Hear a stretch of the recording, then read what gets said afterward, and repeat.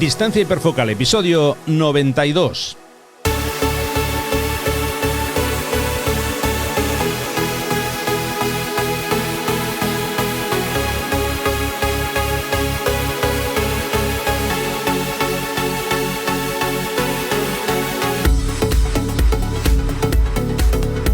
Hola, ¿qué tal? ¿Cómo estáis? Bienvenidos a un nuevo episodio de Distancia hiperfocal, el podcast de fotografía de paisaje y viajes. Soy Rafa Irusta, fotógrafo profesional especializado en fotografía de paisaje. Y como ya es habitual, un día más está conmigo Sandra Ballaure, fotógrafa, viajera y responsable del podcast Destinos IFACA. Hola Sandra, ¿qué tal? ¿Cómo va eso? Pues mira, hoy más que negacionista, hoy ya directamente impostora. ¿Qué pasa? ¿Cómo estás? Por aquí todo bien. Esto ya es un paso más. Totalmente, ya de aquí al estrellato. En fin, bueno, con buen humor, eso que no falte nunca. Bueno, en el episodio de hoy vamos a hablar sobre qué es un filtro polarizador, cómo usarlo en fotografía de paisaje y Sandra, por supuesto, nos va a presentar el trabajo de un nuevo fotógrafo. Pero antes de empezar, os quiero recordar que ya podéis consultar las fechas de mis talleres de fotografía de paisaje para el próximo otoño. Si os apetece disfrutar de los colores de esta fabulosa época del año, para mí la mejor, si me queréis acompañar a fotografiar espectaculares localizaciones, os dejo toda la información en rafairusta.com/talleres.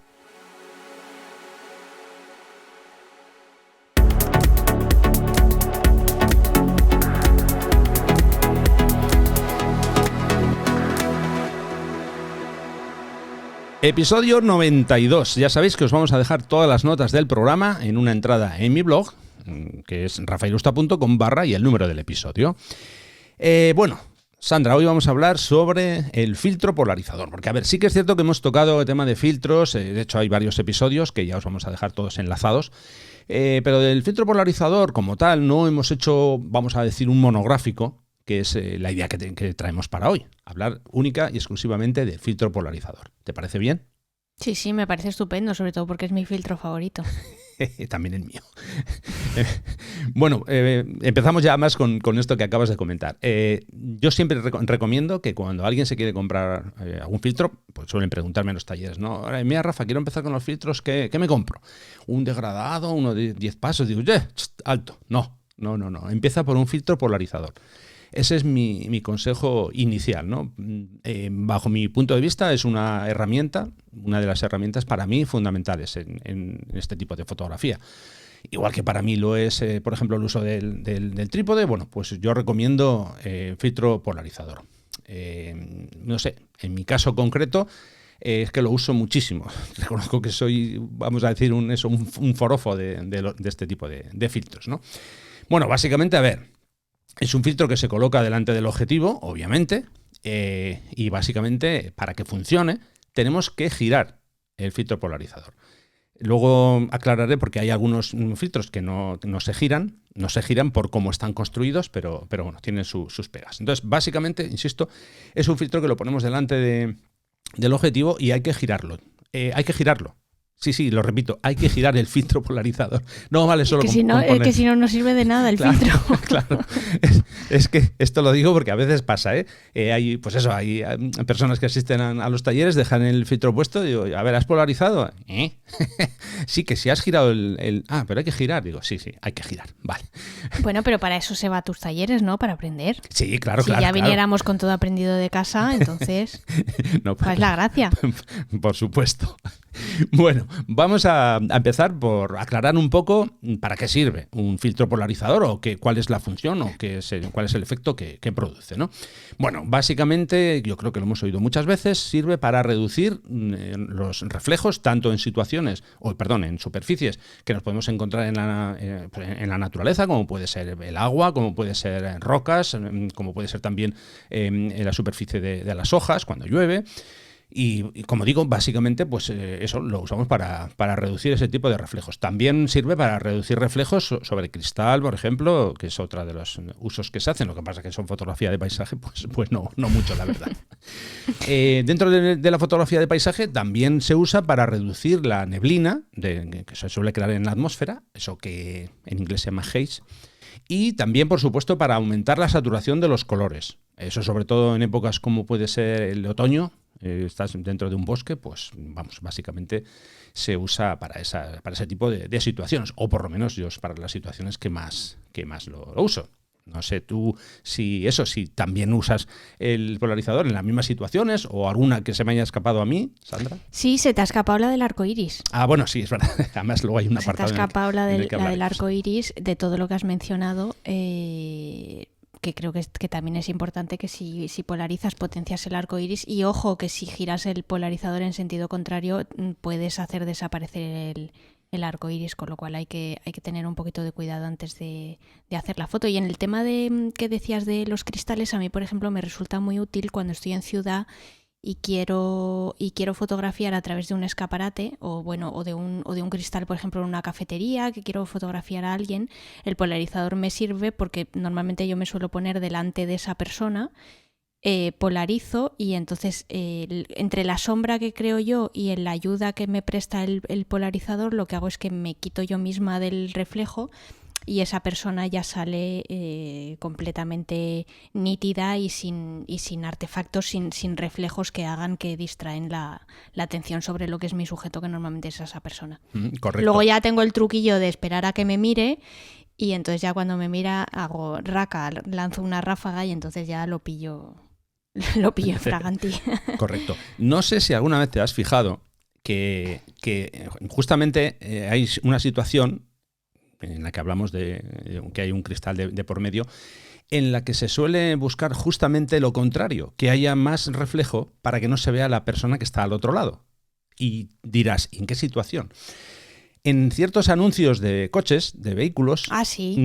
Que, obviamente no se quiere mostrar la persona que va conduciendo el vehículo. Entonces se busca que el parabrisas o que los cristales brillen, que se produzca un efecto justamente de espejo más de lo habitual, para que no se vea quién es la persona que va conduciendo el coche. Sí, vamos, y de hecho los reflejos tanto en cristales como por ejemplo en los capós del coche son truquillos que yo he usado a veces cuando el cielo es interesante y quiero combinar lo que estoy fotografiando o crear algún tipo de simetría, o sea que el polarizador realmente tiene muchos usos creativos, te da muchas oportunidades precisamente, pues eso, o bien quitando cosas elementos que no te interesan y que crees que van a estorbar a tu composición, o bien al revés, potenciando algo de manera mucho más fuerte para precisamente atraer la mirada del espectador sobre eso y que se olvide de otras cosas que lo puedan distraer. Sí. Ahora mismo justo se me estaba viniendo a la cabeza un típico uso, ¿no? Más que nada pensando en ciudad, también se puede hacer en el campo, pero en este caso vamos a irnos a la ciudad. Imaginemos que de repente tú sales por Sevilla a hacer fotos y cae una tromba de agua bastante potente y se crean charcos en el suelo. Hombre, un clásico, claro. Esa es una situación que a lo mejor si llevas o si no llevas nada, el efecto del reflejo no es demasiado grande, y tú con el polarizador te puedes ayudar para conseguir, yo qué sé, pues que haya un edificio que se refleje en ese pequeño charco de agua, ¿no? Acercas la cámara a ese punto, digo porque si lo haces de lejos no se va a notar tanto, entonces le das toda la fuerza y todo ese protagonismo al efecto que se produce en ese pequeño charco. Sí, y además lo guay es que cuando tienes el polarizador lo que te va a permitir es que tengas mucho más margen para mover la cámara y conseguir un ángulo que sin el filtro te resultaría mucho más difícil, porque precisamente no vas a tener un reflejo tan acentuado. Entonces te da mucha más flexibilidad creativa. Correcto. Pero eso mismo que has explicado con un charco también te vale en un río con una cascada, por ejemplo. Estoy pensando en fotos que tú hayas podido hacer en alguno de los bosques que tienes cerca, o incluso, pues no sé, en sitios tan chulos como la selva de Irati o tal. Pues esas típicas fotos que tienes tú, Rafa, donde tienes un primer plano interesante con unas rocas y quieres que al revés, que no se vea por lo que sea el fondo, porque no es un fondo interesante y el agua a lo mejor está un poquito turbia, o lo que hay son muchas hojas y no te interesa, y lo que quieres es potenciar el reflejo, pues por lo que sea. Al final, si pones el polarizador, pues evidentemente vas a poder poner el ángulo de la cámara de una manera que te resulte más interesante en función de lo que quieras poner en el resto de la composición. Eso es correcto. De hecho, os voy a dejar un par de ejemplos, porque yo a veces suelo hacer 2 fotografías, una con efecto del polarizador y otra sin el efecto, precisamente para que se note en situaciones como esta, cuando doy alguna charla, para mostrar perfectamente el efecto, ¿no? Os voy a dejar, ya digo, 2 ejemplos. Una es de una zona de costa, que se ve, en la primera se ve el efecto del reflejo. Antes de seguir, no digo que la de sin filtro sea mejor o peor, son diferentes. Yo os voy a dejar los ejemplos, porque hay, como digo, una escena de costa y otra que es una cascada. Entonces, cada uno juzgará si le gusta más sin filtro o con filtro. Eso ya va en gustos, porque puede ser que digas, no, a mí me gusta más que se refleje, por ejemplo, la roca en el agua, o alguien dice, no, a mí justo al revés, yo quiero ver el fondo que hay, las rocas que hay en el fondo del agua, ¿no? Vale, pues ya está, ahí cada uno puede decidir. Esto es lo que yo digo siempre, que hay que, o yo recomiendo, hacer todo en todas las fotos posibles dentro de una escena. Cuando estás ahí, tú intenta hacer diferentes encuadres, o si no encuadres, en este caso, si usas el polarizador, haz una con el polarizador girado, otra no, y luego tú en casa ya decides y ya eliges cuál es la que más te va a gustar. Que al final es de eso es de lo que se trata. Tenemos herramientas, las usamos y vemos cuál es la que más nos gusta. Claro. Bueno, sí. Vamos a explicar un poco los tipos de polarizador que hay. Bueno, básicamente... Oye, perdona, Rafa, sí. ¿no te parecería interesante que antes de explicar los tipos de polarizador que hay, digamos que el polarizador tiene un par de inconvenientes que hay que tener cuidado? Bueno, yo esos tenía pensado... A la hora de usarlo. Yo tengo pensado decirlos al final, si no te importa. Venga, vale, fenomenal. Pues para entonces cerrar. nada, seguimos con lo que tú tenías ahí apuntado. Vale, bueno, ya... Una prueba más para nuestros queridos y adorados oyentes que no llevamos guión. Es que es justo lo que iba a comentar ahora. Ya podéis comprobar que estamos súper puestos de acuerdo, ¿eh? Vamos, que se hace lo que yo diga.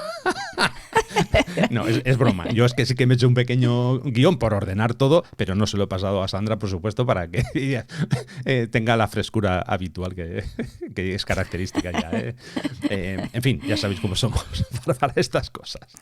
Bueno, como decía, vamos a hablar un poco de los tipos de polarizador. Bueno, básicamente, a ver, digo los tipos hoy en día, a fecha de 2021, básicamente el que se usa, o el tipo de polarizador que se usa, es el polarizador, el circular, el CPL de toda la vida. ¿Por qué digo esto? Porque hay uno que es el polarizador lineal, que se usaba más con cámaras analógicas o de película, como queréis decir, pero ese tipo de polarizadores con los sistemas de medición de las cámaras digitales no son nada fiables, dan muchos problemas. Entonces, pues ya, como digo, definitivamente las marcas optan por utilizar solo, o mejor dicho, por fabricar en gran medida solamente los llamados CPL. Bueno, normalmente son filtros de rosca, que se enroscan o bien en la bayoneta del objetivo, o bien se pueden utilizar con portafiltros. Yo, por ejemplo, en mi caso, yo los uso un polarizador colocado en el portafiltros. Sí que es cierto que tengo uno de rosca, que sí que en algunas situaciones lo uso sin montar el portafiltros. ¿En qué situaciones son? Pues cuando me meto, por ejemplo, en un bosque, que hay mucha humedad, y llevar puesto el portafiltros es un poco más lío a la hora de manejar la cámara para guardarla rápido, para que no se te moje. En fin, le da más estanqueidad también si llevas uno de rosca, pero ya digo, solamente en esas situaciones, porque yo normalmente lo que hago es utilizo un portafiltros de Nisi, donde va acoplado el polarizador, con lo que tengo la posibilidad de usar el polarizador ya incorporado, y aparte tengo 3 ranuras dentro del portafiltros que puedo usar para colocar otros filtros.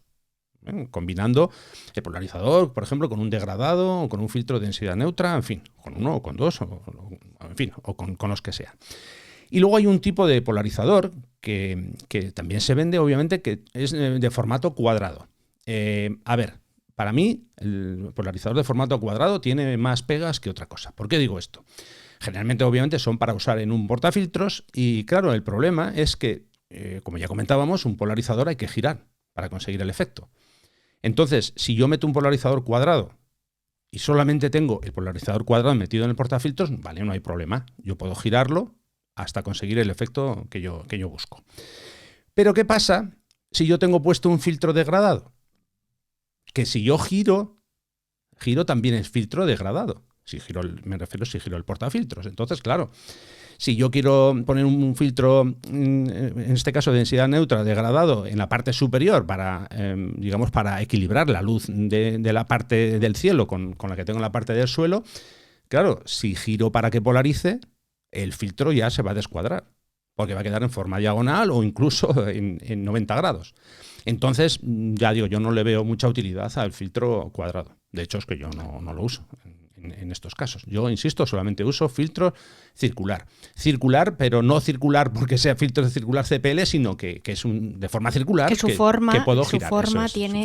Su forma geométrica es circular. Luego, aparte, hay otra desventaja que yo le veo al CPL cuadrado, y es que al final es más superficie de cristal la que tú pones delante de la cámara, con lo cual el riesgo de que el filtro se te manche, o bien por alguna huella dactilar, o bien por alguna mota de polvo, o bien sobre todo por pequeñas gotitas de agua o rocío o humedad o lo que sea, es mayor. Entonces, porque sí que es verdad que lo que has comentado de la rotación ahora, por ejemplo, Nisi lo tiene, pero sé que otras marcas también, las últimas generaciones de portafiltros presentan una casuística o digamos o unas características muy chulas, que es que algunas o varias o todas las ranuras son independientes, entonces las puedes girar como tú quieras, y podrías tener un portafiltros cuadrado polarizando como tú quieras y luego un degradado girado en otra orientación, independientemente de cómo tuvieras el polarizador. Pero es verdad que entonces ya tendrías que asegurarte de que tu portafiltros fuera así. En resumidas cuentas, yo estoy de acuerdo contigo en que tener un portafiltros cuadrado es más un inconveniente que otra cosa. Sí, yo creo que en eso estamos de acuerdo. Bueno, si te parece, vamos a explicar, no vamos a entrar aquí en mucha cuestión técnica, que al final es un poco aburrida, pero bueno, vamos a explicar cómo funcionan los filtros polarizadores. A ver, básicamente vamos a partir de la base que dependiendo del clima que tenemos, la atmósfera, pues obviamente, dentro de la atmósfera se producen cambios, ¿no? Cambia tanto las características en un momento dado como la composición de esa atmósfera. No es lo mismo, por ejemplo, por la mañana que por la tarde. En fin, pero bueno, básicamente tenemos que tener en cuenta que en la atmósfera tenemos vapor de agua. Eso es así. Habrá días que tengamos más, menos. Esto sobre todo se nota cuando nosotros miramos a lo lejos, a una distancia grande. Hay días, por ejemplo, que tú ves una cordillera y ves perfectamente cómo está perfilada, y hay otros días que ves, pues eso, como una neblina, como que no está nítido. En fin, eso se produce, ya digo, es la combinación del vapor de agua que tenemos en la atmósfera más diferentes gases, en fin, que eso obviamente afecta.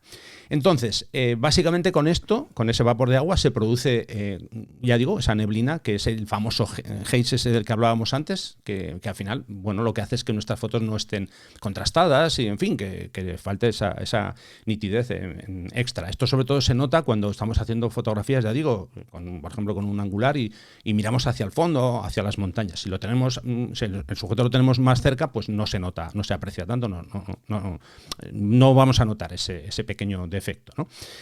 Entonces, sobre todo, por cierto, este vapor de agua está más presente cuando estamos en una superficie, una gran masa de agua. Esto puede pasar, por ejemplo, en zona de costa. No sé si te ha pasado alguna vez que vas a una zona de costa y de repente miras hacia la zona del filtro, del polarizador, bueno, y si tienes otro filtro también, me da igual, que se crea eso como si tuviéramos una capa de agua y dices tú, si no está lloviendo. Claro, pero hay agua en suspensión. Por ejemplo, si es una zona de costa que hay, eso sobre todo en el norte, más que en el Mediterráneo, que no hay mucha fuerza de agua, pero en el norte que pega bien, cuando rompe el agua, pues esas partículas que se quedan en el aire, vamos, ahí en permanente, están en suspensión, se van pegando y se van acumulando en nuestro filtro. Entonces, bueno, pues en esas situaciones, ya digo, el polarizador nos puede ayudar ¿a qué? A dar más contraste, a perfilar un poquito mejor. Sí que es cierto que en una situación de un haze muy fuerte, probablemente no lo vayamos a conseguir del todo, el eliminarlo, pero sí que vamos a ganar. Para llevar la fotografía después al revelado, pues bueno, vamos a decir mejor de lo habitual, mejor que si no lleváramos filtro, claro. Eso está clarísimo. Una cosa que hay que dejar clara. A ver, el filtro polarizador yo diría que es el único filtro que no se puede simular en el revelado. Exacto, eso era lo que iba a añadir yo ahora que estabas comentando temas de revelado.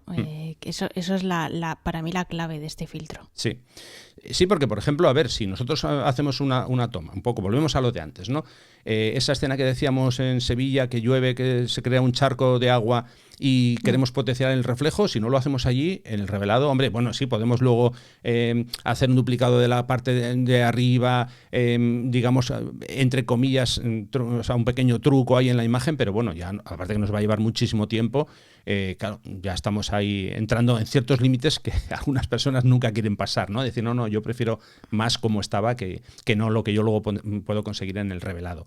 Entonces, en ese sentido, ya digo, el polarizador nos puede ayudar a llevar el archivo, vamos a decir que mucho mejor, mucho más, ya más trabajado a la hora de hacer el revelado. Y ya digo, es que hay efectos del polarizador que no los vamos a poder solucionar. Si volvemos a la escena del coche, si queremos eliminar el reflejo, o lo que tú decías, que estás en un escaparate y no quieres aparecer tú, claro, si no has polarizado bien, ¿cómo lo solucionas luego en el revelado? Todo se complica. No, es que no hay forma. Eso es. Se crea ahí un barullo. Eso es. Por ejemplo, a ver, sí que podemos simular en el revelado, vamos a decir, la saturación de los colores, que eso también hemos comentado así un poco por encima, ¿no? Pero ya digo, en general, el efecto completo del polarizador va a ser muy, pero que muy complicado. Bueno, sí, totalmente. Si te parece, vamos a hablar ahora de algo importante, y es las zonas que más se polarizan o que menos se polarizan dentro de una escena. Hemos quedado que hay que girar el polarizador para conseguir ciertos efectos. Uno era el de reducir los reflejos o de potenciarlos, y luego, claro, hay otro efecto que es básicamente el dar más contraste al cielo y conseguir un cielo, por ejemplo, mucho más con un azul mucho más intenso, mucho más potente. Bueno, no tiene por qué ser azul, ¿eh? Sí, bueno, sí, pero puede ser, no, sí. Perdona que te lo diga así, no quería sonar tan brusca, pero que me refiero que en un atardecer o un amanecer puede ser más anaranjado, más rojizo, más... Sí. O un día de tormenta más morado, más azul grisáceo. Sí. Sí, bueno, básicamente lo que hacemos es potenciar... Esas cosas que tenemos las mujeres con los colores que a vosotras os falta. En fin, tenemos que entonar el mea culpa. Bueno, yo os voy a explicar un pequeño truco, pues, para saber qué zonas son las que teóricamente más se van a saturar, ¿no? en una escena. A ver, obviamente nosotros tenemos que tener en cuenta la posición del sol. Y el truco es el famoso truco de la pistola, que tú pones tu dedo índice y tu dedo pulgar como si fuera una pistola. Con el dedo índice apuntas al sol y luego vas girando la mano. Entonces, puedes girar de izquierda a derecha o al revés. Las zonas a las que apunta el dedo pulgar, imaginad, una pistola, apunto, bueno, pues el dedo pulgar, lo pongo, por ejemplo, en horizontal, voy girando, y esas zonas son las que se supone que van a tener el punto máximo de polarización, que son 90 grados con respecto al sol. No sé si has hecho. A mí me ha quedado clarísimo. Yo estaba haciendo la prueba mientras tú estabas hablando. Vale. Yo iba ahí con mi manita, haciendo un barrido de mi escena. Vale. Perfecto. Bueno, pues ya sabemos cuáles son los puntos de mayor polarización. Bien. ¿Qué pasa cuando, por ejemplo, estamos haciendo fotografía por la mañana, al amanecer, o por la tarde, al atardecer? Imagínate que yo te digo, haz el ejercicio. Claro, tú tienes que pensar que el sol no está tan alto como el ejercicio inicial. Vamos a imaginar que lo hemos hecho a las 12 del mediodía, que el sol lo tenemos encima de la cabeza, ¿eh? Vale, pero cuando sale el amanecer o el atardecer, el sol no está tan alto. Está bastante más bajo. Imaginemos que justamente acaba de salir por el horizonte o está a punto de esconderse por el horizonte. Entonces, si tú haces el ejercicio y haces la prueba de la pistola, te vas a dar cuenta que si tú apuntas al sol, imaginemos un encuadre que yo tengo el sol en la parte izquierda de la escena. Sí. Vale, yo apunto, claro, si apunto con el dedo pulgar hacia la izquierda no sale nada porque no está en cuadre, pero si giro la pistola hacia el otro lado, me doy cuenta que va a salir la parte más polarizada en la parte derecha de la imagen. Efectivamente. ¿Vale? Y en la parte izquierda vamos a tener el sol de forma más predominante, con muchísima más luminosidad. ¿Eso qué significa? Pues eso significa que vamos a tener el cielo mucho más claro en la parte izquierda y mucho más oscuro en la parte derecha. Y dices, pues tú me puedes decir, bueno, ¿y qué problema hay? Hombre, pues el problema es que vas a tener un degradado en el cielo que va a ir de más claro donde está el sol hacia más oscuro, que en determinados casos, sobre todo usando un gran angular, te puede destrozar la foto. Claro, porque no está haciendo su efecto de manera equitativa sobre toda la porción de mi escena o de mi encuadre. No consigues polarizar toda la zona. Todo se centra, en este caso, en la parte contraria a donde está el sol. Y es que además hay una parte añadida, y es que cuando el sol está tan bajo, bien sea al amanecer o al atardecer, el efecto de polarización no se produce, vamos a decir, de forma horizontal, que sería el efecto que se produce cuando estamos haciendo la prueba a las 12 del mediodía con el sol en lo alto, ¿no? Sino que esas bandas de polarización se producen en forma vertical. Digo en forma vertical, a ver, para que se me entienda, nos va a cubrir solo porciones, lo que decíamos antes. Si tenemos el sol en la parte izquierda, vamos a tener una especie de banda vertical a la derecha, y al revés, si metemos el sol hacia la parte derecha, pues lo vamos a tener en la parte izquierda. Entonces, eso es algo que tenemos que vigilar mucho. El uso de un gran angular con un polarizador hay que tener muchísimo cuidado. Y de hecho, yo lo que recomiendo, si lo tienes puesto, sería que gires el polarizador para que no te oscurezca esa zona del otro extremo en que tienes el sol, o por lo menos para intentar que quede lo más uniforme posible. Digo esto porque luego en el revelado, si luego intentamos suavizar eso o igualarlo, se suelen producir efectos bastante poco deseados. Vamos, chapuza al canto. ¿De acuerdo? Otra cosa importante que tenemos que tener en cuenta, cuando estamos haciendo, por ejemplo, una fotografía panorámica, si tenemos puesto un polarizador, os garantizo con un 99% de seguridad que no vais a conseguir un buen resultado. ¿Por qué? Porque cada fotografía que tomemos va a estar va a tener aplicado el efecto de polarización, y luego al coser todas las fotografías se van a ver perfectamente dónde están esas uniones. Entonces, en esos casos, fuera polarizador, hacemos las tomas de la panorámica en vertical o en horizontal, como queramos, pero que no haya ningún polarizador puesto. Sí, porque si no, esas bandas la verdad es que se ven. Al final, normalmente, cuando estás en el campo y estás viendo la pantalla, si tienes una iluminación, o depende de cómo esté el sol, puede que lo veas, pero es muy raro. Casi siempre te va a pasar desapercibido. El problema es cuando llegas a casa, te descargas las fotos, las empiezas a coser, y entonces ahí es cuando aparece. Y ya eso ya no tiene remedio. Sí. Entonces, por eso hay que tener cuidado. Es traicionero el hacer una panorámica con el polarizador, porque puede que tú, a través del visor, si tienes un visor electrónico, por ejemplo, como es mi caso, o a través de la pantalla, puede que no te des cuenta. Y luego sí que aparece, con lo cual no hay que dejarse engañar. Es mejor hacer lo que dice Rafa, directamente quitamos el polarizador y hacemos la panorámica, y así nos aseguramos que no va a aparecer ningún tipo de sombra ni banda oscura en alguna de las partes de la foto, para que luego la podamos coser sin ningún tipo de problema. Eso es. Bueno, Oye, hay una cosa que te quería preguntar antes de que sigamos con respecto a la recomendación que has dado antes, cuando el sol está muy cerca del horizonte. En esos casos, ¿tú recomendarías usar el polarizador y centrarlo más, o sea, polarizar en lo que es lo que sería el primer plano de la escena? A ver, esta es una pregunta... ¿O tampoco? Mira, esta es una pregunta muy recurrente que me hacen en los talleres. Cuando estamos haciendo el amanecer, por ejemplo, porque nosotros empezamos el sábado madrugando mucho, haciendo un amanecer, y una pregunta típica es, Rafa, ¿usamos el polarizador? Y yo les suelo decir, digo, si no tenemos sol, ¿qué vamos a polarizar? Quiero decir que la respuesta ya está, no uses el polarizador a esa hora. Otra cosa es que ya empecemos a tener el sol ya presente en la escena, ¿no? Entonces, claro, hora dorada, ¿no? Sí, eso es, sí, pero a ver, vale. Aquí hay que tener clara una cosa. Digo porque imaginemos una situación, yo estoy en una zona de costa y tengo ya un pequeño charquito que tiene, pues no sé, unas rocas en el fondo, yo quiero que eso destaque. Claro, imaginemos que yo pongo el polarizador, giro, porque estoy con el angular, y veo perfectamente el fondo, pero resulta que me fijo en el cielo, y en el cielo tengo una banda muy oscura que está polarizada y la otra no. Claro, pues yo ahí tengo que afinar y decir, a ver, ¿qué es lo que quiero? ¿A qué quiero darle prioridad? a la parte de ese fondo que quiero ver del charquito o a la parte del cielo que me va a quedar mal. Puedo bien hacer 2 fotos y luego fundirlas, o si es de una sola foto, pues ahí tienes que elegir el compromiso. Yo, como soy de una sola foto, pues yo...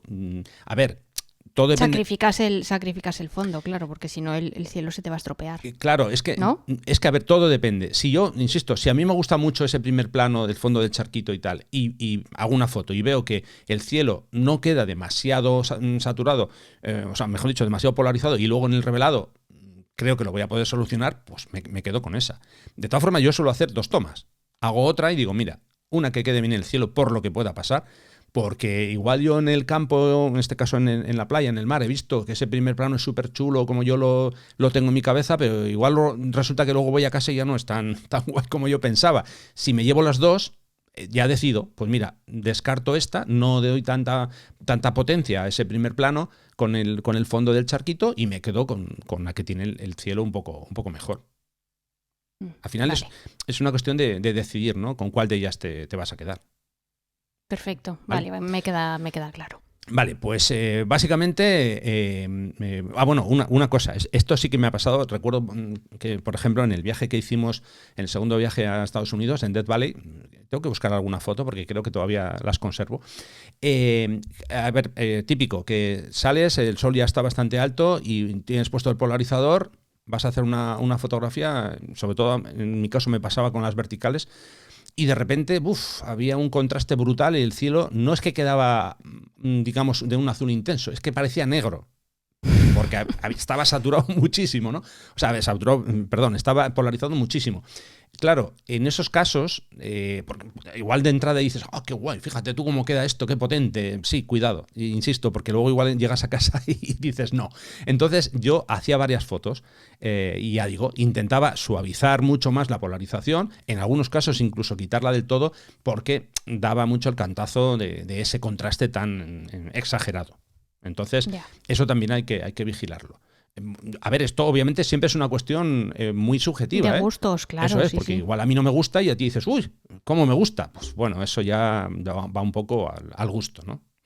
Cada uno tiene que decidir. Bueno, ya por ir completando, ya hemos hablado de cómo reducir el contraste, cómo reducir la neblina y aumentar el contraste. Eso ya hemos comentado, simplemente se trata de girar, ¿no? Y ver si realmente conseguimos el efecto deseado. Esto es el típico día, ya digo, que no está el ambiente muy limpio, pues bueno, ponemos el polarizador y hacemos la prueba y usamos. Y para la mejora del color, pues es que esto es tan sencillo como mirar a través del visor, o me da igual, o con la pantalla, cuando estamos en típica escena de bosque. Digo bosque porque es donde, por lo menos en mi caso, donde más he notado esa potencia, ¿no? Entonces vas girando hasta que ves el efecto deseado. No hay una respuesta que yo te diga, tienes que girar un cuarto de vuelta. No, tienes que probar. Eso sí, muy importante, por cierto. Si estás en una situación en la que estás polarizando, digamos que es el bosque, si tú cambias de encuadre y de posición de la cámara, recuerda que tienes que volver a girar el polarizador.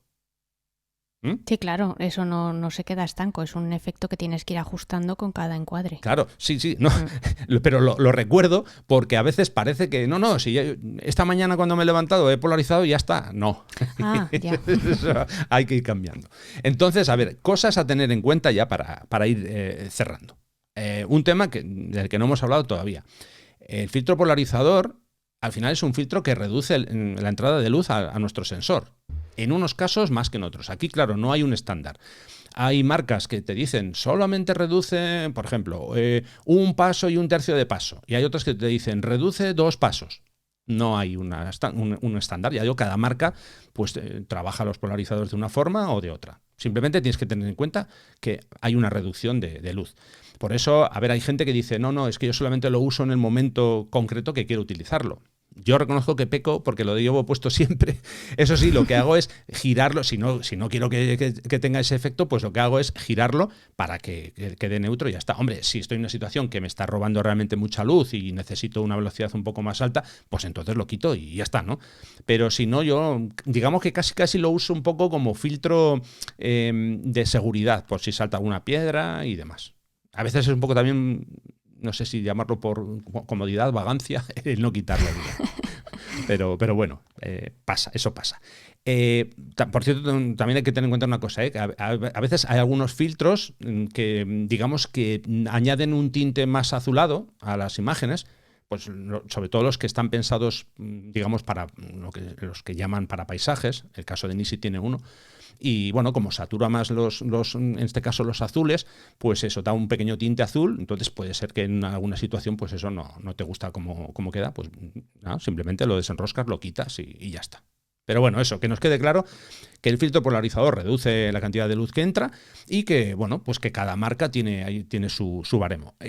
Antiguamente yo juraría que sí que cada marca ponía lo que reducía. Ahora, pues la verdad que no lo sé. Pero bueno, sería cuestión de hacer cada uno la prueba del polarizador que tiene y ya está. Bueno, sí. Ya lo he dicho antes. Como estamos en las cosas que hay que tener en cuenta, tenemos que girar el polarizador. Cuando hacemos un encuadre tenemos que asegurarnos que lo hemos girado. Esto es como cuando decimos, tengo que enfocar siempre. Bueno, pues aquí igual, tú, si lo llevas puesto, tienes que asegurarte que con el giro que tú has hecho consigues el efecto de esa. O sea, digo porque es que si no puede ser que te dé un efecto justo al contrario, lo que decíamos antes. Si yo quiero potenciar efecto espejo, que estoy haciendo, imagínate, la fotografía de un lago con reflejo. Y yo quiero que se refuerce todavía más ese reflejo. Pues igual tengo puesto el polarizador de forma que me está matando el reflejo. Si lo giro igual me sorprendo y digo, fíjate, queda todavía mucho mejor. Entonces, ya digo, si lo tienes puesto, acuérdate que siempre tienes que girarlo hasta que encuentres el punto en el que dices, mira, me gusta así. ¿De acuerdo? Sí. Bueno, ya lo hemos dicho, el mal uso del polarizador puede llevar al traste con las fotos que estamos haciendo en función de cómo eso, qué focal estamos usando, si le hemos puesto mucha cantidad de cielo, en fin, entonces pues eso hay que vigilarlo. Convendría de vez en cuando estamos en plena sesión, echar un vistazo a la pantalla. Ya sabemos que la pantalla de la cámara es pequeñita y a lo mejor no nos vamos a dar mucha cuenta. Pero también, yo lo digo por mi experiencia, yo por ejemplo en Lightroom a veces para este tipo de cosas me guío más de la pantalla que tengo pequeñita en el navegador de la parte izquierda que ver la foto en grande. O me levanto y me alejo de la pantalla. Y alguien dirá, qué tontería. Pues no, a mí eso me funciona. Sobre todo, ya digo, viendo las fotos en miniatura, a veces aprecio mejor determinados defectos que pueda tener la fotografía. ¿Vale? Bueno. Sí, eso es un truco, lo de alejarse y acercarse, que siempre hay que poner en práctica, porque al final muchas veces centras tu atención en una cosa y estás como casi obsesionado con eso y te estás perdiendo pues otros detalles que tiene el encuadre y en los que también hay que fijarse para ver si hace falta corregirlos o potenciarlos. Claro, sobre todo si estamos viendo la imagen, que en muchos casos nos pasa, la vemos al 100%, vamos, que nos comemos la pantalla prácticamente y se nos olvida lo que tenemos en los extremos, que esto enlaza justo con lo que voy a comentar ahora. Cuidado con los posibles problemas de viñeteo. Porque dependiendo del polarizador que estés usando y del objetivo que estés usando, podría darse el caso que al final haya viñeteo. Esto sobre todo suele pasar con filtros polarizadores de rosca, que, a ver, hay unos modelos que son, vamos a decir, el modelo normal, ¿no? Que tú lo colocas en la boca del objetivo y ya está, un 24 no hay problema. Pero a lo mejor ese mismo filtro, en un angular, en un 16 o en un 17, la parte de los bordes te queda muy oscura. ¿Por qué? Porque esos objetivos en muchos casos requieren lo que se llama un filtro polarizador thin, que es más fino de lo habitual. Entonces, a la hora de comprar el filtro, pues también tenéis que tener en cuenta. Esto, a ver, insisto, cuando son filtros individuales de rosca. Si compras el polarizador dentro de un kit, yo hablo de Nisi, que es la marca que conozco, yo no tengo problemas de viñeteo. Incluso disparando con 16, que es el angular más angular que tengo. O sea que eso también tenéis que tenerlo en cuenta. Y ya finalmente lo que tú has comentado antes, el tema del arco iris, que cosa a tener en cuenta, muy en cuenta, cuando estamos haciendo una fotografía del arco iris, el filtro polarizador nos ayuda, girándolo en un sentido, a separarlo, vamos a decir, del fondo, a darle mucho más contraste y que los colores, salten prácticamente de la pantalla. Pero, ojo, porque puede darse el caso que tú tengas puesto el polarizador, a simple vista ves el arco iris, levantas la cámara, miras por el visor y no veas el arco iris y digas, se me ha roto la cámara. No, tienes que girar hacia la otra posición, vas girando el filtro hasta que ves de nuevo cómo sale y cómo sobresalen los colores del arco iris. Perfecto, tengo una pregunta para ti antes de terminar y de pasar a la siguiente sección. Uh-huh. Hemos dicho que ni tú ni yo recomendamos los polarizadores, los CPLs tradicionales, de forma cuadrada. Uh-huh. Pero si le tuvieras que recomendar a alguien que se comprara su primer polarizador, ¿qué le recomendarías? ¿Que se comprara un polarizador de rosca que se adapta a su objetivo y que empezara a jugar con eso? ¿O que se compre un polarizador más versátil como el que tenemos tú y yo de Nisi y que luego, gracias a los anillos adaptadores, lo vaya probando en diferentes objetivos? Más allá de que luego tenga un portafiltros o lo que sea. Vale, vamos a ver, si la persona tiene intención de seguir adelante con el mundo de los filtros, ya sé que esto es difícil al principio, alguien puede decir, ya, pero es que yo no sé lo que voy a hacer en el futuro. Vale, partimos de la base que no sabes lo que vas a hacer, simplemente quieres tener un polarizador. Vale, en ese caso yo recomendaría uno de rosca, porque iba a decir el más barato, no tiene por qué, porque si compras un polarizador de rosca de cierta marca te va a costar tanto como un portafiltros de Nisi con el polarizador incorporado, por ejemplo. Pero bueno, vamos a partir de la base, eso que dice alguien, bueno, yo quiero empezar, no me quiero gastar mucho dinero, venga, ¿qué me compro? Bueno, pues un polarizador de rosca. Si tienes un angular muy angular, pues a lo mejor tienes que comprarte uno zinc, como digo, que es más finito para que no tengas ese problema de viñeteo.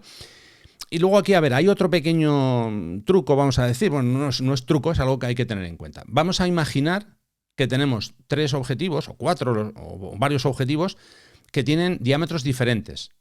Claro, no es un buen plan el comprarse un polarizador para cada objetivo. Pero imaginemos que tenemos un objetivo que tiene 52 milímetros de boca, otro tiene 62, otro tiene 77 y otro tiene 82. Pues lo ideal sería comprarse uno de 82, que es el mayor, y luego una serie de anillos reductores para poder usar el mismo de 82 en todo el resto de gama de objetivos. Es una forma barata de usar un polarizador en cualquiera de los objetivos que vamos a usar. Bueno, me has respondido perfectamente. Si no me hubieras respondido eso, esa hubiera sido la respuesta que hubiera dado yo. A ver, más que nada por experiencia, porque precisamente yo soy de esas personas que tiene 3 objetivos. Tengo un objetivo más versátil, uno que es gran angular y otro que es una focal fija.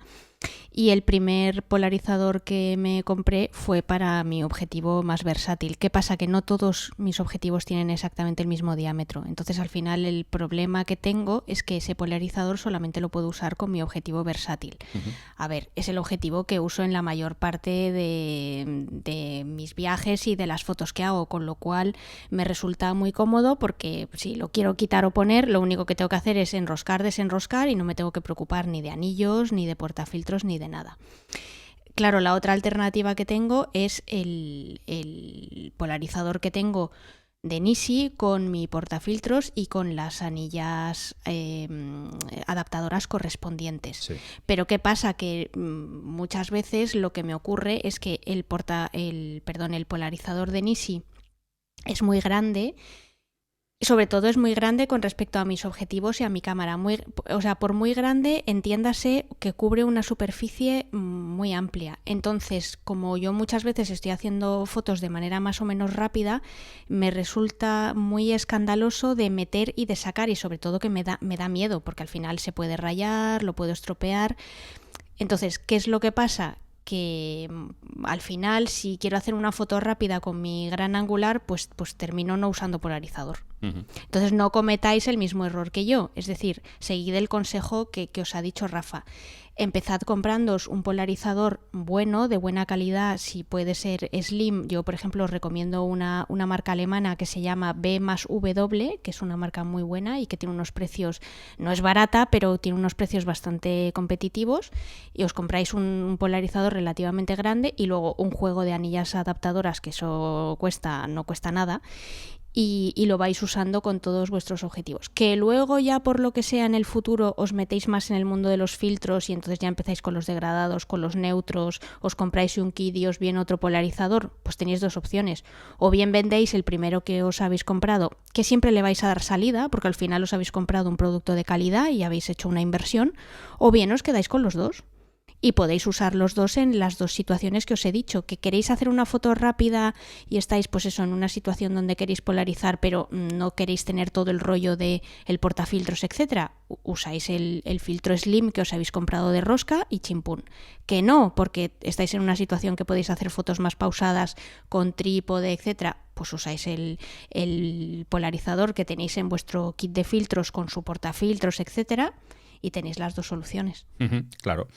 Sí, bueno, al final básicamente se trata de usar una herramienta que sea la que mejor se adapte, como tú bien dices. Claro, la más versátil, efectivamente. Como tú bien dices, llevar el portafiltros a veces es un trasto. Yo ya lo comentaba antes, por ejemplo, cuando voy a hacer alguna sesión de bosque. Hay otro añadido en este caso, por ejemplo. Claro, si tú llevas puesto el portafiltros, no puedes ponerle un parasol al objetivo, porque no cabe, claro.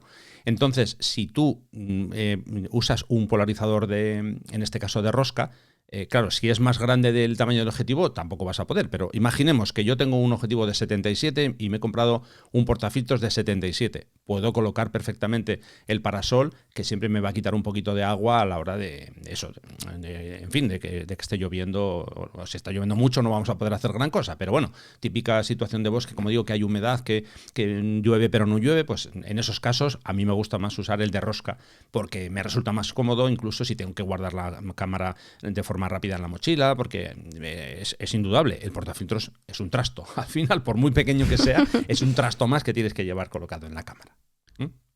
Así que bueno, sí. Creo que ha quedado bastante bien explicado. Si tenéis dudas, ya sabéis, nos dejáis las dudas o bien en redes sociales, o bueno, luego ya os comentará Sandra. Y ya digo, en principio hemos intentado dar una explicación lo más clara posible de qué es un polarizador, cómo lo usamos. Y bueno, si vemos que este episodio os gusta, pues podemos hacer algún otro monográfico más del resto de filtros que usamos. ¿De acuerdo? Sí. Eso luego cuando terminemos comentamos ya cómo nos pueden contactar para darnos su opinión. Perfecto. Bueno, pues venga, seguimos adelante.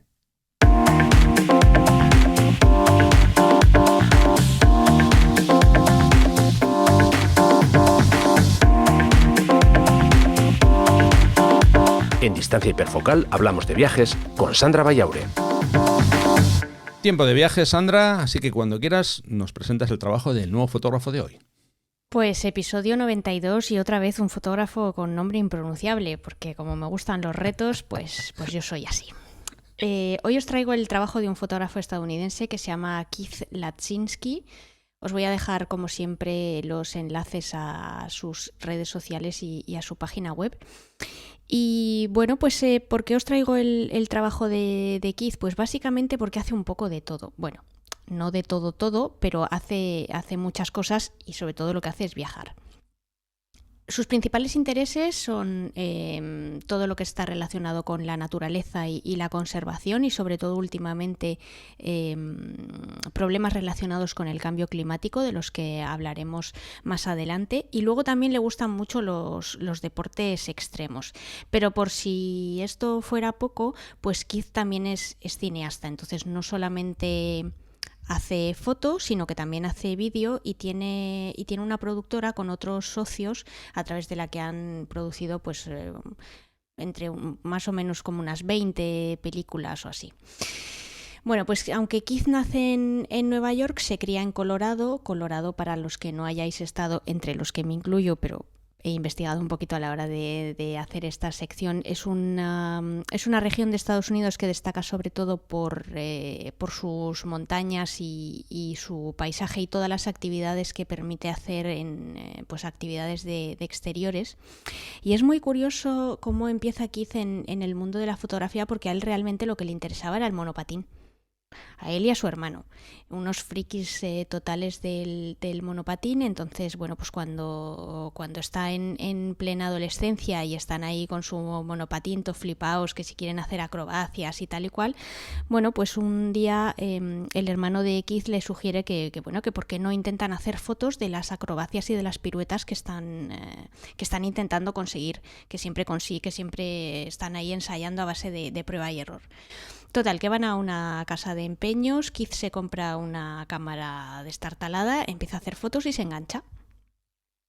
Entonces, bueno, pues a partir de ahí intenta empezar a formarse por su cuenta para mejorar e intentar sacar mejores fotos del mundo del monopatín y de las acrobacias que hacía su hermano, y ahí se queda. Él sigue con sus estudios, empieza a trabajar como ingeniero de software hasta que pierde el trabajo y decide que, bueno, es el momento de darle una oportunidad al mundo de la fotografía y por qué no dedicarse a tiempo completo.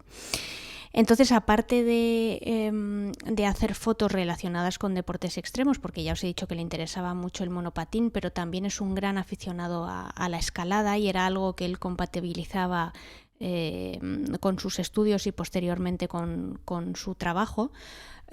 Bueno, pues intenta aplicar las técnicas que ha ido aprendiendo de manera autodidacta, pues eso, practicando fotografía deportiva, y luego ya más adelante pues fotografiando otro tipo de temáticas siempre relacionadas con todo lo que es la naturaleza, el estar al aire libre, etcétera, etcétera. Entonces, bueno, pues realmente la vida de Keith como fotógrafo o su trayectoria profesional cambia completamente cuando él empieza a trabajar para National Geographic. Todo surge, o digamos que sus primeros éxitos como fotógrafo profesional surgen de manera pequeña. Al principio empieza vendiendo sus imágenes a una empresa de comunicación que se encargaba de gestionar todo lo que era la comunicación y las imágenes de los parques nacionales en Estados Unidos. A partir de ahí National Geographic se fija en él, le piden que mande una serie de fotografías de su portfolio y bueno, pues aceptan contratarlo para una serie de encargos. Creo que ya lo he contado en alguna ocasión, pero si no es así, National Geographic no tiene fotógrafos en plantilla, sino que normalmente ellos trabajan por encargos.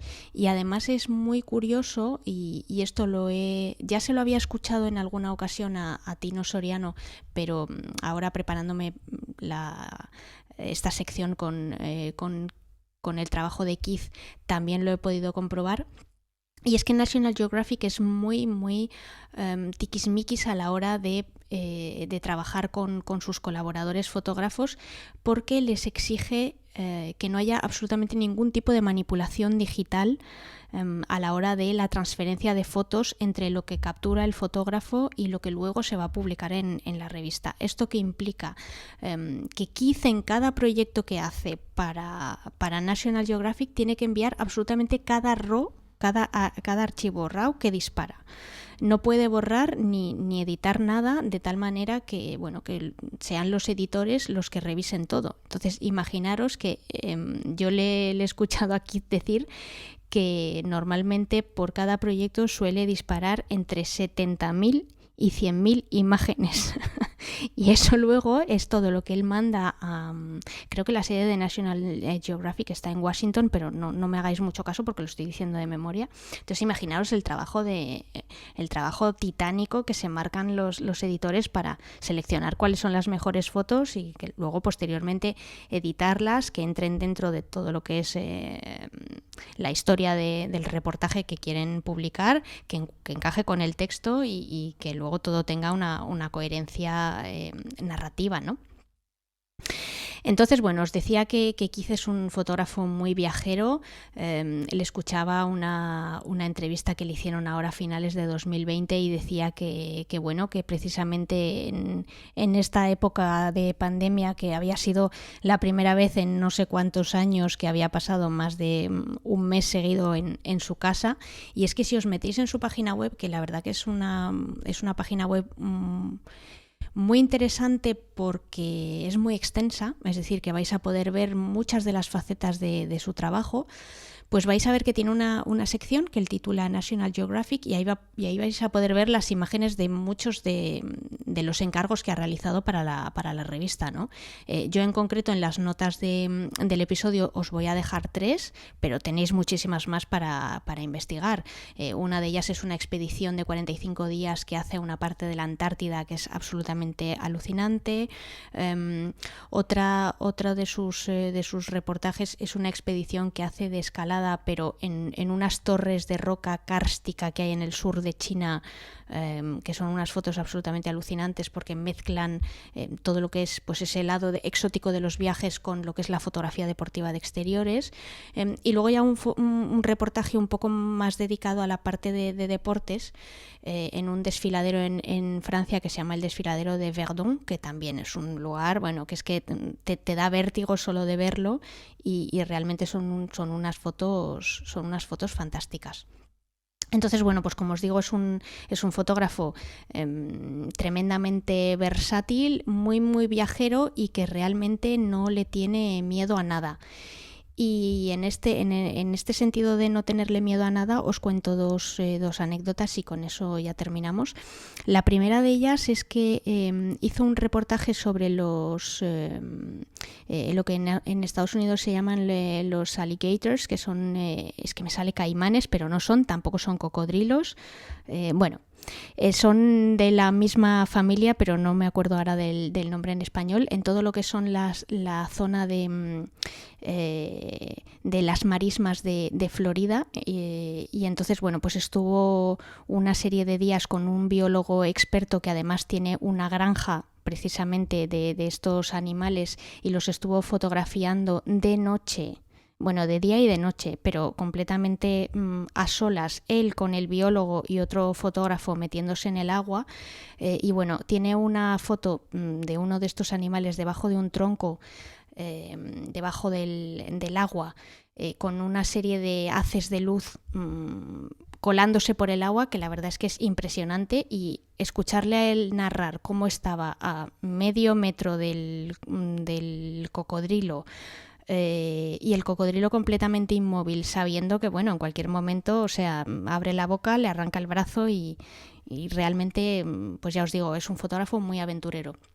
Y luego el segundo ejemplo es que lleva un par de años que se ha aficionado muchísimo a las tormentas y de hecho ahora su nuevo reto es convertirse en cazador de tormentas. Y bueno, pues para ello se ha aliado con dos fotógrafos australianos. Uno de ellos se llama Nick Moir, que es un fotógrafo que trabaja para el Sydney Morning Herald, y la otra es una fotógrafa también que trabaja para National Geographic, que se llama Chrisley Wright. Y bueno, o sea, tenéis que ver esas fotos de las típicas tormentas en el Midwest de los Estados Unidos, donde, bueno, parece que es el día del apocalipsis y que el cielo realmente se lo va a tragar. Entonces también es muy interesante ver pues cómo realmente usan todo tipo de aplicaciones meteorológicas pues para saber exactamente dónde está el núcleo de la tormenta y dónde están las partes más interesantes, y luego también para saber cómo se va a comportar y cómo la pueden seguir, porque ellos muchas veces lo que hacen es que siguen la tormenta, se paran en un sitio donde ven que avanza y que va a ir contra ellos, y luego una vez que ha descargado vuelven otra vez a seguirla para poder seguirla fotografiando y seguir consiguiendo imágenes espectaculares. Entonces ya os digo que realmente es un fotógrafo que merece muchísimo la pena, muy muy versátil, y que bueno, que tiene unas fotos que realmente no dejan bueno, a mí por lo menos me dejan con la boca completamente abierta. Uh-huh. Un par de cosas. Tienes razón, la sede de National Geographic está en Washington. Vale, gracias por puntualizarlo. Y según Wikipedia, alligator es alligator. Esa es la traducción que hacen. O sea, porque de hecho es que he estado buscando y hay un tipo que es el alligator chino. Luego está el alligator americano, o sea pero la traducción es así, como suena, alligator con tilde en la A, o sea que quiero decir que no lo traducen ni como caimán ni como otra cosa, lo denominan así. Vale, perfecto. Es que yo sé que es una especie autóctona de esa parte, de todo lo que es la zona de las marismas, pues eso del Mississippi, de Florida y tal, pero no recordaba si había específicamente o un término en español que no fuese alligator, pues, que los definiera. Ya digo, perfecto. Según la Wikipedia es el alligator americano, que el nombre, vamos a decir, científico es alligator sería mississippiensis. O sea que sí, es así. Parece que nos lo hemos inventado, pero bueno, es así. Genial. Oye, pues gracias, porque siempre me echas ahí un cable en la retaguardia y te lo agradezco. Nada, mientras estabas hablando del fotógrafo, yo estaba aquí haciendo mis tareas de investigación aquí de las de andar por casa. En fin. Y bueno, sobre el tema de las cazas de tormentas, eso es todo un mundo. Uf, que es brutal, sería interesante. Es brutal. Yo he visto algún reportaje, pero ya investigando un poco más el trabajo de Keith y escuchándolo a él contarlo, es que es una cosa, o sea, que te da un miedo atroz, pero luego el resultado es absolutamente alucinante. Sí, de hecho me consta que hay algunos fotógrafos que organizan viajes fotográficos, workshops sobre este tema. Son un poco peculiares porque, claro, no sabes cuándo empieza ni cuándo termina. Va un poco no, claro, sobre la es marcha. que ellos no pueden anticipar absolutamente nada. Claro. Tienen que intentar hacer lo mejor que pueden, pero... Sí. Es una cosa... es una incógnita curiosa. total. Sí. Bueno, pues venga, seguimos adelante.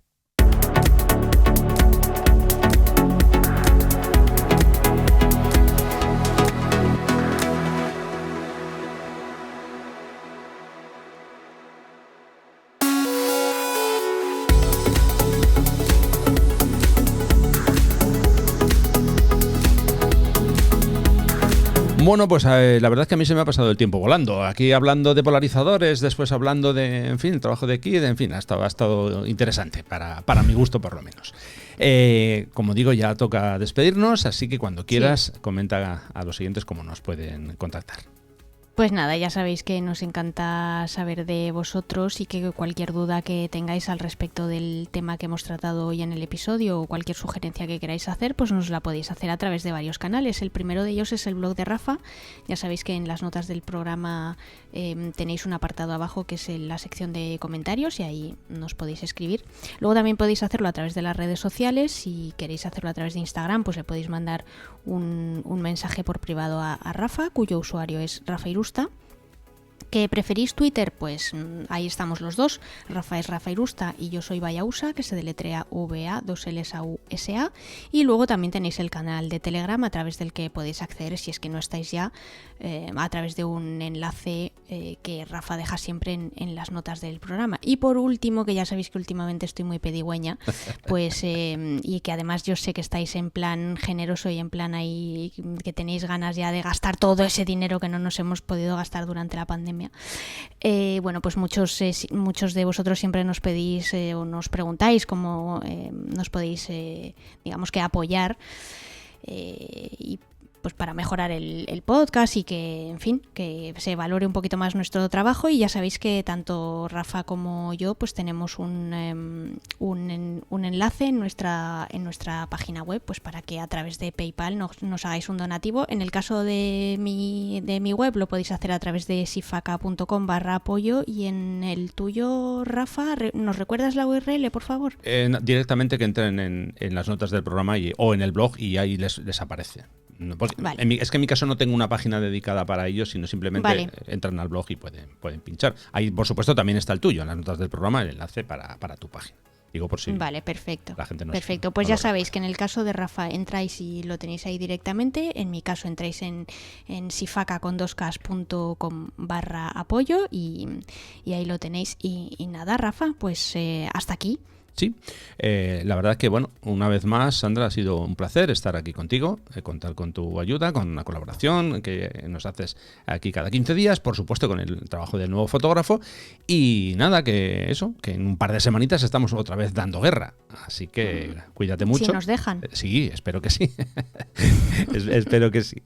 Así que nada, lo dicho, muchísimas gracias y un abrazo fuerte. En 15 días estamos otra vez por aquí, ¿vale, Sandra? Nada, gracias a ti, un fuerte abrazo. Un abrazo. Venga, y nada, por mi parte, pues como ya os digo siempre, simplemente que tengáis mucha suerte con la luz en caso de que salgáis a hacer fotos. Si queréis acompañarme, ya sabéis, fechas de los talleres para el otoño ya están en mi página web. Toda la información podéis verla en rafairusta.com/talleres y nada más. insisto, os esperamos dentro de 15 días. Muchísimas gracias y un abrazo fuerte. Venga, hasta luego.